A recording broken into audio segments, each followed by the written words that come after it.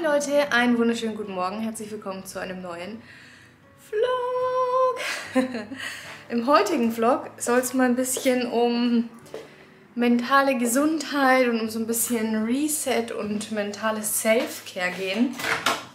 Ich habe nämlich heute Morgen gedacht, dass es mir nicht so gut geht und dass ich mich da heute ein bisschen drauf konzentrieren will, um schnell wieder quasi auf Touren zu kommen.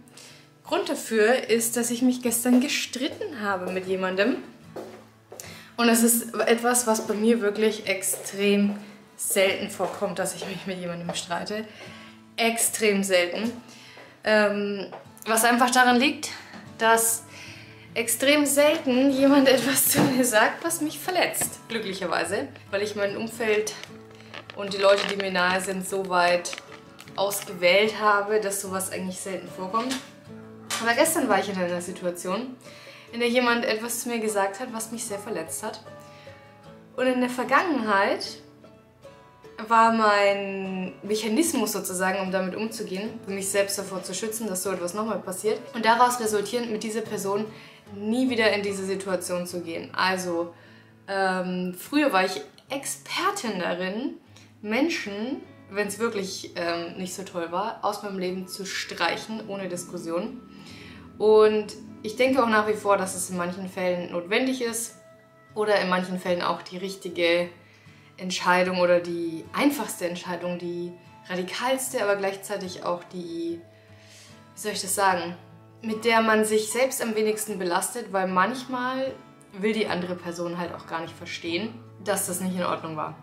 Jedenfalls war es gestern allerdings so, dass ich diese Beziehung mit dieser anderen Person trotzdem weiterführen wollte, weil es eigentlich jetzt auch nicht so eine große Sache war. Und es ist eine der ersten Male, dass ich wirklich mich erstmal beruhigt habe und dann nochmal nachher das angesprochen habe und gesagt habe, okay, das hat mich jetzt wirklich hart verletzt und es ausdiskutiert habe. Das ist was Neues für mich, weil ich einfach gemerkt habe, mit dieser Person nie wieder diese Sache zu tun, in der dieser Streit entstanden ist, ist vielleicht nicht unbedingt die beste Lösung. Naja, im Endeffekt bin ich immer noch ziemlich sauer und auch noch immer ziemlich traurig und auch noch immer ziemlich verletzt und ich fühle mich auch immer noch schlecht. Mir selbst geht es natürlich trotzdem noch so ein bisschen nach. Deswegen wollte ich heute so ein paar Sachen machen, die mich wieder zurück in die Balance bringen. Aber das ist natürlich nicht mein Tagesinhalt heute, denn heute ist Montag und ich muss leider auch ziemlich viel arbeiten. Und wir starten den Tag mit dem Schnitt eines Videos. Und ich habe hier auch meine To-Do-Liste in meinem Filefax. Dann muss ich dieses Video hochladen und ganz wichtig, Hausaufgaben machen für morgen. Ich habe morgen zweimal Spanisch. Und wenn wir das erledigt haben, dann werde ich mich so ein bisschen beschäftigen damit und mir so ein bisschen Zeit nehmen, um wieder klare Gedanken zu fassen und wieder, um nicht mehr traurig zu sein, einfach, versteht ihr? Einfach diese Traurigkeit abzulegen. Das ist das Ziel für heute, dass das morgen vorbei ist.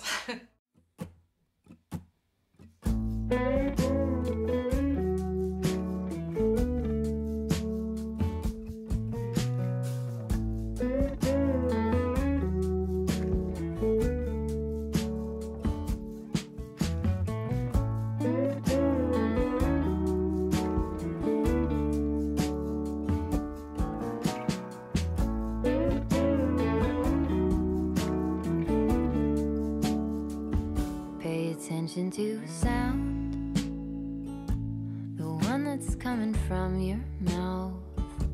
Don't mean to turn it upside down. I really wanna hear you out. I can't know how it is to be where you so calmly sit. When I'm further my own, there it is.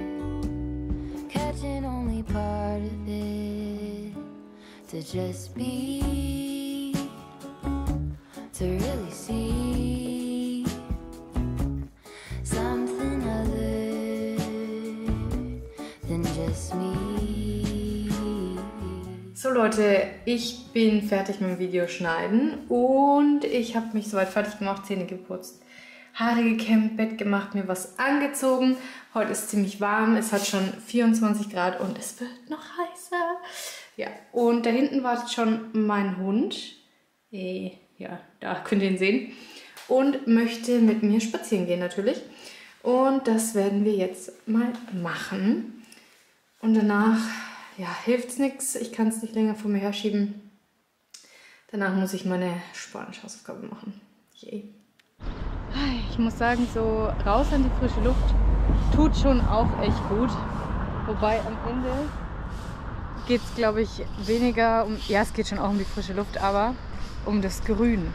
Einfach, ich weiß nicht, was es ist, aber sobald ich bei Bäumen bin, geht es mir instant besser, muss ich sagen. Also von dem her glaube ich schon, dass ein Hund, der einen zum Gassi gehen zwingt, irgendwie auch zu mehr mentaler Gesundheit verhilft. Aber ich glaube, die Balance ist ziemlich ausgeglichen, weil so ein Hund macht einem schon auch echt viele Sorgen, echt viele Rechnungen, Tierarztrechnungen und so weiter und so fort. Und schränkt natürlich auch an. Also die Balance ist ausgeglichen, aber punktuell, so wie jetzt in dieser Situation, verhilft er dann schon dazu, dass es einem besser geht, würde ich sagen. If I could give you more than half an year, if I could give you more than half an year.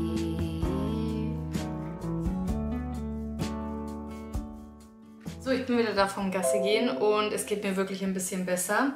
Ich werde jetzt noch 2 kürzere To-Dos erledigen, bevor ich Mittagspause mache.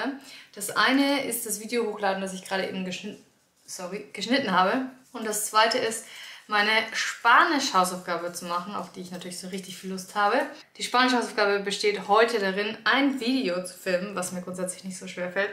Es gibt im Spanischen das Subjuntivo, das ist eine grammatikalische Form, also eine Art, wie man Verben konjugiert. In der Form, im Deutschen könnte man sagen, würde. Also, würdest du das tun? Da sagt man im Spanischen nicht würdest du, sondern das Wort tun wird quasi in einer anderen Form konjugiert. Das unterscheidet sich noch ein bisschen mehr, also da gehört noch ein bisschen mehr dazu, nur so ganz grob. Und das fällt mir oder uns beiden noch sehr schwer, es tatsächlich anzuwenden in der täglichen Sprache. Und deswegen ist unsere Hausaufgabe, ein Video zu drehen mit Ratschlägen für Leute, die nach Chile kommen, mit Verwendung des Subjuntivos. Ja, dazu muss ich das Subjuntivo aber erst noch kurz wiederholen und mir überlegen, was ich sagen will. Und dann muss ich das Ganze filmen. Das muss kein langes Video sein, es kann 30 Sekunden sein oder so. Ja, aber lange Rede, kurzer Sinn, das mache ich jetzt noch vor der Mittagspause. Aber bevor ich anfange, muss ich die Hose wechseln. Ich habe euch ja gerade schon die Jeans-Shorts gezeigt und die sitzt eigentlich so echt ganz gut. Aber im Sitzen ist die echt hart. Ich weiß nicht, ob es daran liegt, dass die High-Waist ist, aber die schneidet auch an den Oberschenkeln ein. Also eine Nummer größer wäre gut gewesen. Ich weiß nicht, was mich bei dieser Jeans-Shorts geritten hat, als ich die gekauft habe. Ich habe die so selten an, weil ich genau weiß, dass die im Sitzen absolut unbequem ist. Im Stehen ist echt kein Problem. Aber im Sitzen schauen, und wir sitzen halt nun mal in unserem Alltag sehr viel. Ich weiß nicht, ob ich die damals gekauft hatte, weil ich dachte, ich werde abnehmen. Ob ich sie nur im Stehen anprobiert habe.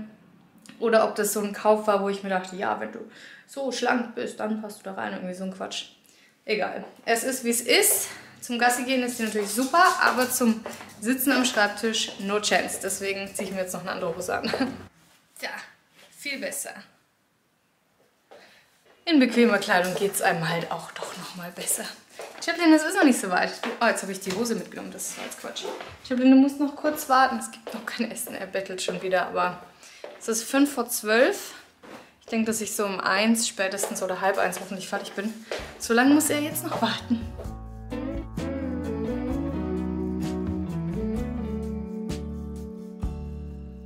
Hit the brakes, throw stones into a quiet lake.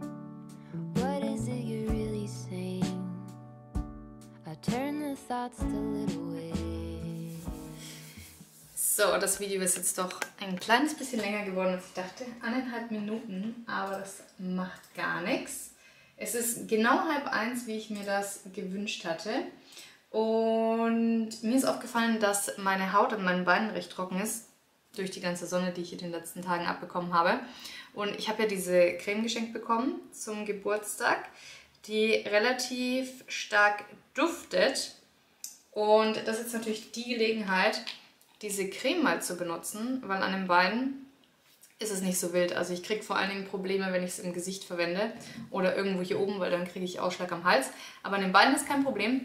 Das heißt, ein Teil der Self-Care ist jetzt mal, dass ich mich um meine trockene Haut kümmere, die ich sonst immer sehr gerne ignoriere. Also, kleiner Reminder an euch alle, eure Haut auch zu pflegen, denn auch eure Haut möchte ein bisschen Liebe haben. Und natürlich, wie immer, auch im Winter SPF benutzen, ne? Wisst ihr alle. Am besten Tagescreme mit Lichtschutzfaktor. Dann habt ihr das in der Früh gleich erledigt. Vorausgesetzt, ihr benutzt Tagescreme. Okay, so, dann checke ich nochmal kurz, dass ich jetzt alles fertig habe. Video lädt auch gerade hoch. Titelbild, Infobox ist alles fertig. Und dann kann ich eigentlich Mittagspause machen. Sehr schön. Der Vormittag war erfolgreicher, als ich dachte. Dafür, wie schlecht ich heute früh drauf war. Aber es wird Stück für Stück besser und das war ja auch der Plan.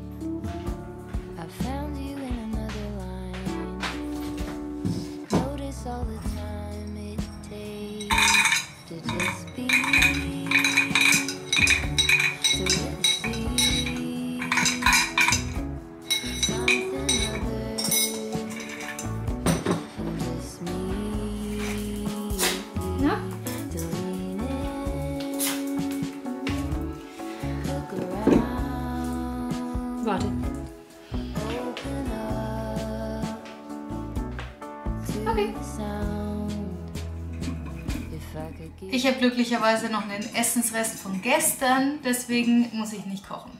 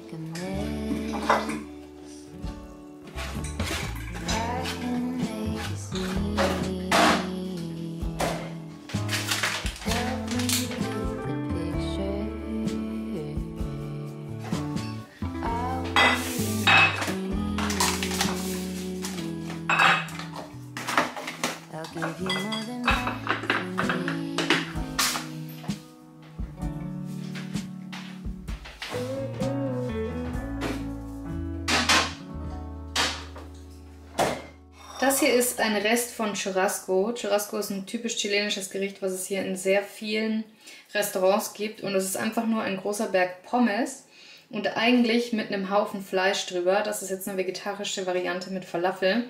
Und dazu war noch ein bisschen Zwiebeln. Hier könnt ihr sehen Zwiebeln, eine bestimmte Soße und Tomaten. Und was ich jetzt gemacht habe, ich habe mir einfach noch ein bisschen eine Scheibe Käse genommen. Weil ich bin ja keine Veganerin, ich bin ja in Anführungszeichen nur Pesketarierin. Und das kommt jetzt so in die Mikro und dann schmilzt der Käse ein bisschen und dann sind die Pommes auch nicht so trocken.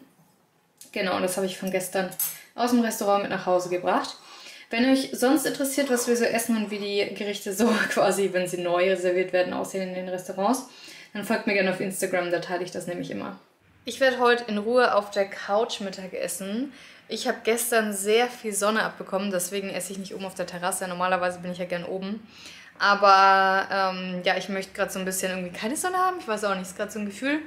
Deswegen esse ich auf der Couch und mache mir ein YouTube-Video an zum Entspannen. Und danach möchte ich noch 2 Reels am Handy schneiden. Das ist meine Aufgabe für den Nachmittag. Und noch das neue spanische Video für nächste Woche konzeptionieren. Also mir überlegen, was ich da sagen will oder worüber ich ein Video machen will. Genau, das sind so die To-Dos. Und heute Abend haben wir auch noch das Fitnessstudio reserviert. Und ich muss natürlich auch nochmal Gassi gehen. Und einkaufen muss ich auch. Und das Bad putzen muss ich auch. Aber eigentlich dachte ich, ich wäre ganz gut in der Zeit. Solange bis mir all die Sachen wieder eingefallen sind, jetzt gerade, die ich noch tun will. Ja, aber eigentlich wollte ich mir ein bisschen Zeit für mich ja nehmen, ne? Darum geht's ja. Ja, aber jetzt erstmal entspanntes Mittagessen, dann schauen wir weiter. So, inzwischen ist es 15 Uhr. Ich habe mir ein bisschen Zeit genommen, um zu relaxen. Und habe außerdem 2 Reels fertig gemacht, hier auf meiner Liste standen und habe ein bisschen recherchiert zu Videos über Chile, aber ich bin leider noch nicht so richtig auf den grünen Zweig gekommen. Also ich habe noch nicht so die Videoidee. Aber ist okay. Die kommt, wenn sie soweit ist. Damit ich jetzt nicht völlig versumpfe, werde ich jetzt mal kurz weitermachen. Und zwar erst ein kleines To-Do abhaken. Und zwar möchte ich schnell unser Bad sauber machen. Das ist nämlich super dreckig im Gegensatz zum Rest. Ich weiß nicht warum, aber unser Bad wird so viel schneller dreckiger als der Rest. Und danach muss ich mal wieder mit dem Hund rausgehen. Und in letzter Zeit nutze ich die Gassi-Geh-Zeit ganz gerne gleichzeitig für Self-Care. Und zwar nehme ich gerne mein Kindle mit in den Park und lese ein paar Seiten. Und ich habe gestern ein neues Buch gekauft. Und zwar von der gleichen Autorin, die Rise Sister Rise geschrieben hat, mein neues Lieblingsbuch. Sie heißt Rebecca Campbell, wenn ich mich nicht täusche. Das Buch, was ich jetzt gekauft habe, ist Light is the New Black. Und darin soll es darum gehen, dass man sich ermutigt fühlt, sein Licht in die Welt zu tragen, sozusagen. Ein anderes Wort für Licht, also sie verwendet halt das Wort Light, aber quasi seine Message rauszubringen und das Selbstbewusstsein zu haben, sein ganzes Ich sozusagen in die Welt zu bringen. Also so ungefähr auf die Tour. Ich habe erst, ich weiß nicht, 10, 20 Seiten gelesen, mehr nicht. Ja, da freue ich mich sehr drauf. Und das heißt, das werde ich jetzt machen. Erst das Bad. Das dauert so eine Viertelstunde. Und danach schön in den Park mit dem Buch. Und danach gucken wir mal, wie es weitergeht, wie es mir dann geht.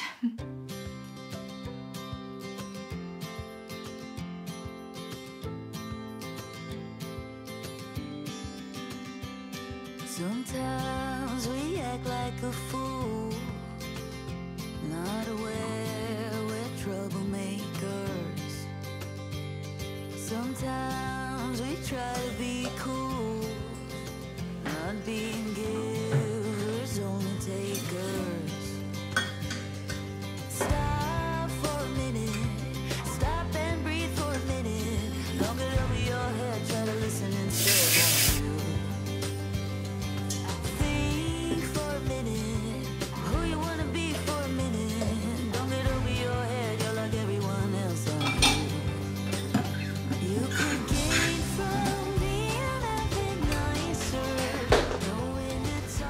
Okay, ich bin fertig, wieder mit meiner Handtasche, in der mein Kindle drin ist. Und ich habe mir mal einen Kaffee to go gemacht, damit es noch ein bisschen gemütlicher wird im Park und ich mich noch ein bisschen mehr dazu bereden kann, das wirklich zu tun. Aber ich habe sowieso keine Wahl, denn wer einen Hund hat, der muss. Genau, meine Cappy fehlt noch. Die ist hier. Und dann kann es losgehen. Tu nicht versprechen.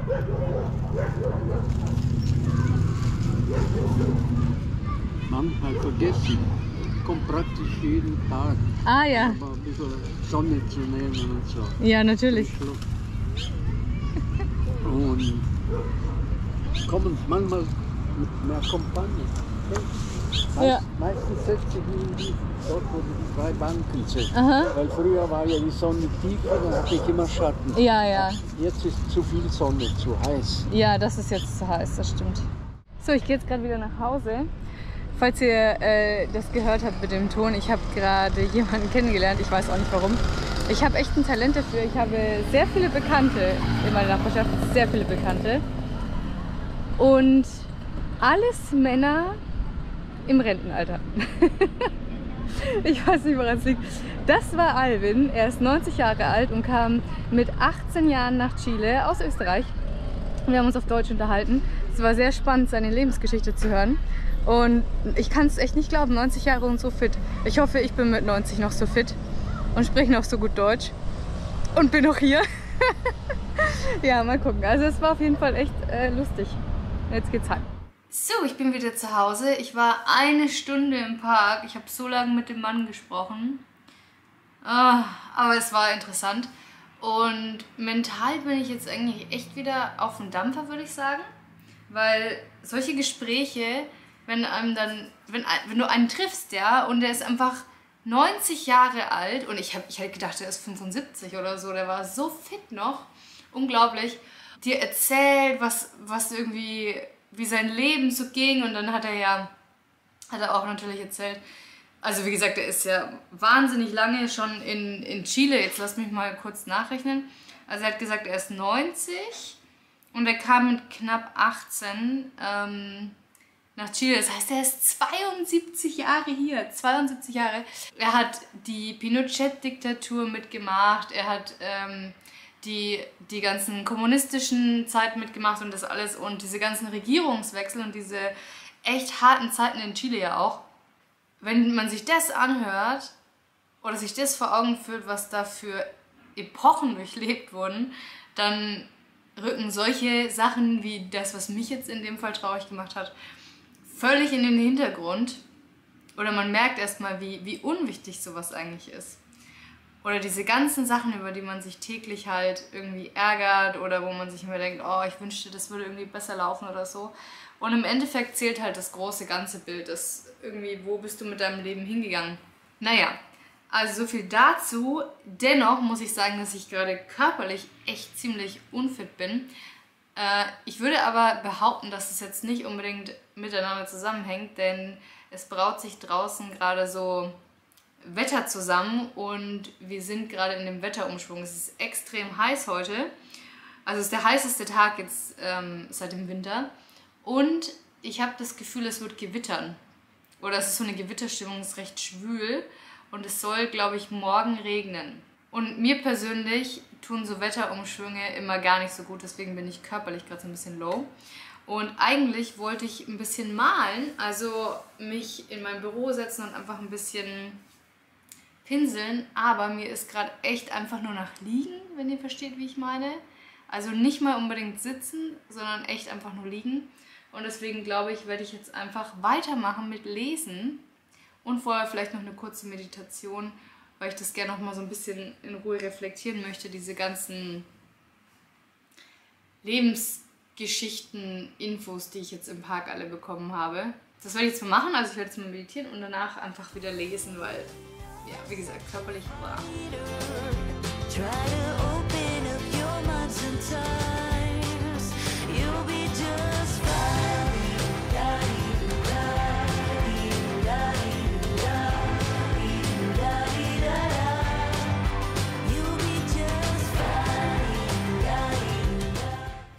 Ich glaube, eine der wichtigsten Lektionen aus meiner Begegnung heute im Park ist, dass einfach nichts für immer ist.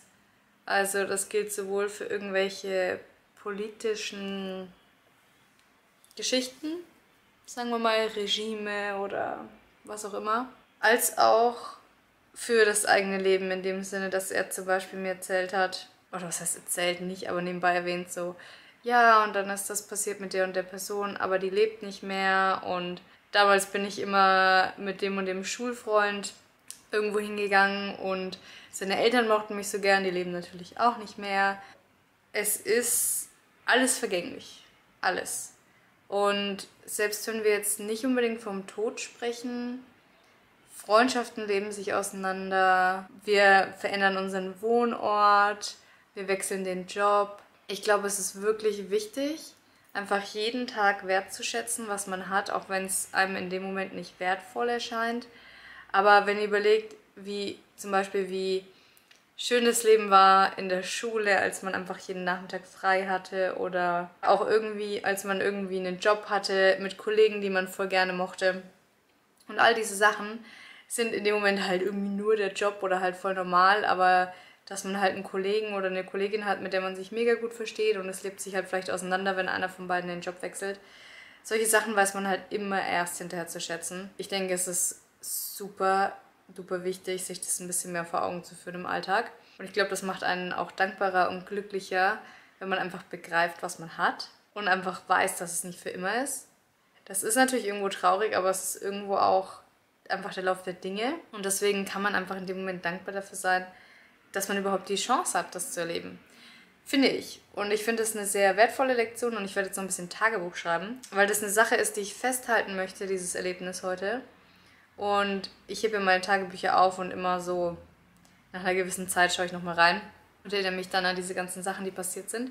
Und das ist, glaube ich, eine Sache, an die ich mich gerne erinnern würde und wahrscheinlich eine Sache, die ich potenziell vergessen würde. Deswegen werde ich das mal noch aufschreiben.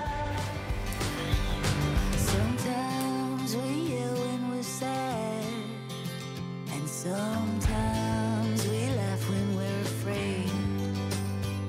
Sometimes some lines we wished we'd never said. Stop for a minute, stop and breathe for a minute. Long it over your head, try to listen instead, won't you? Think for a minute, who you wanna be for a minute. Don't get over your head, you're like everyone else, aren't you? You could gain from being a bit nicer, knowing to talk and when to shut your mouth. You're so moody, always such a fighter. Das hat geholfen. Kann ich nur empfehlen.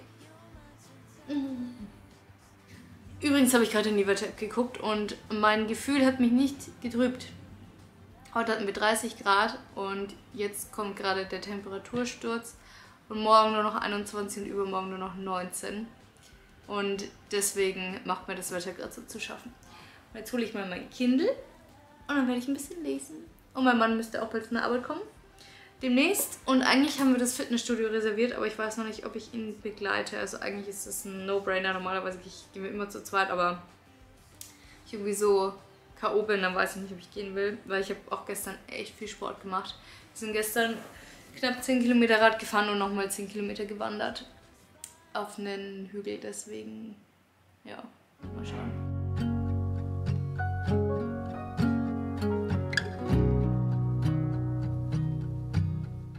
So, kurzer Ortswechsel. Mein Mann ist gerade in der Küche und kocht, deswegen ist es relativ laut da vorne. Ich habe jetzt einige Seiten nochmal aus meinem aktuellen Buch gelesen und oh, ich bin so inspiriert. Oh, ich liebe diese Autorin. Wow. Ich fühle mich so ermutigt, wieder 100% für mich einzustehen. Nicht, als wäre ich nicht 100% für mich eingestanden, aber ich fühle mich ermutigt, diesen Gedanken zu folgen, die ich habe manchmal. Also, ich weiß nicht, ob ihr das kennt, aber manchmal hat man so Gedanken, die einem sagen, ich habe das Gefühl, ich sollte das und das tun, aber man macht es dann nicht, weil es so kompliziert ist. Ein Beispiel aus meiner jetzigen Situation, in der ich hier und heute stehe, ist, seit einigen Wochen habe ich immer wieder den Gedanken, dass ich aufhören sollte, Fisch zu essen, vielleicht den Umstieg zur veganen Ernährung zu machen. Aber darauf folgt dann immer direkt instant dieses, oh, das macht es dann schon echt kompliziert. Und wenn ich dann eingeladen bin hier bei anderen, dann kann ich gar nicht mehr teilnehmen so richtig an der Essenskultur und bla bla bla. Andererseits, nur den Fisch wegzulassen, wäre halt super easy. Oder zumindest nur den Fisch in Restaurants wegzulassen. Zu Hause essen wir eh auch keinen Fisch. Das ist halt meine Ausweichmahlzeit in Restaurants oft, aber meistens gibt es auch eine vegane Option, die ich oft gar nicht in Betracht ziehe, weil mir Fisch auch schmeckt. Es gibt halt hier Ceviche und so in Restaurants, was super lecker ist, oder auch Sushi und solche Sachen. Dann wiederum denke ich dran, dass ich ja Fleisch auch extrem lecker fand. So Schnitzel, Cordon Bleu, habe ich mega geliebt und jetzt fehlt es mir überhaupt nicht und wahrscheinlich würde es mir mit Ceviche und so genauso gehen. Vor allen Dingen, da ich ja bis vor 8 Monaten nicht mehr wusste, was Ceviche ist und ich das erst hier in Chile kennengelernt habe. Das heißt, wie kann mir ein Gericht so wichtig sein, das ich bis vor 8 Monaten noch gar nicht kannte? Das ist jetzt zum Beispiel so ein Gedanke, der immer wieder kommt, den hatte ich jetzt 3, 4, 5 Mal in den letzten Wochen so. Es wäre wahrscheinlich gut, du würdest aufhören, Fisch zu essen oder eigentlich möchtest du gerne aufhören, Fisch zu essen, aber du traust dich noch nicht, den Schritt zu machen. Und dieses Buch hat mich jetzt gerade wieder so ermutigt, tatsächlich mich auf diesen Schritt wieder vorzubereiten, hinzuarbeiten. Es ist jetzt dann, geht auf Jahresende zu. Ich bin ja auch Vegetarierin geworden zum 1.1. Ich kann euch gar nicht mehr sagen, 2021, glaube ich. Es wäre ja dann der 1.1.24, ja, mal gucken. Also ich weiß noch nicht, ob ich das wirklich tue oder nicht. Wollte ich euch nur mal eben so als Beispiel sagen. Ich zeige euch jetzt nochmal eben, was mein Mann heute gekocht hat. Und dann werden wir heute Abend noch ein schönes Filmchen schauen. Wir schauen gerade Mord im ZDF. Das läuft ja ab und zu. Aber wir kannten nur die älteren, also die aktuelleren Folgen aus der 2. Staffel. Und die erste Staffel von Mord kannten wir noch gar nicht. Die schauen wir jetzt gerade. Genau. Okay. Also jetzt zeige ich euch mal kurz, was mein Mann heute kocht. Das ist nämlich Tomatenreis. Ein Gericht, das wir aus Georgien mitgebracht haben. Also das sage ich so, als wenn wir die ersten, die es erfunden haben. eine Speise, die wir in Georgien kennengelernt haben, sagen wir es so. Und die wir sehr geliebt haben in Georgien und die super einfach nachzukochen ist. Eigentlich quasi Reis mit Tomatensauce. Was möchtest du, mein Schatz? Du hast doch schon Abend gegessen. Ich habe genau gehört, wie es geklappert hat in deinem Napf. Er tut immer so, als hätte einen der andere nicht gefüttert und versucht nochmal quasi eine Portion abzugreifen. Aber das funktioniert nicht. Du wiegst nämlich zu viel. Okay, dann zeige ich euch mal das Essen.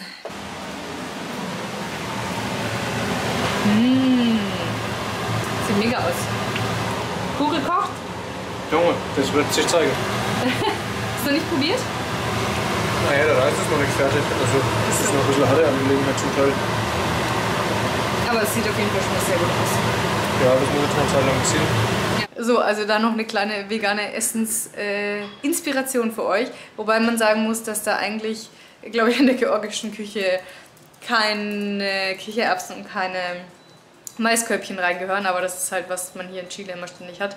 Deswegen haben wir das, tun wir das eigentlich jetzt in jedes Gericht mehr oder weniger mit rein. Ja, ich glaube eigentlich ist es mit Tomatensauce, Ei und Koriander. Okay, also, danke fürs Zugucken, Leute. Ich würde mich freuen, wenn wir uns in unserem nächsten Video, in meinem nächsten Video wiedersehen. Ich wünsche Ihnen noch einen fantastischen Tag und bis bald.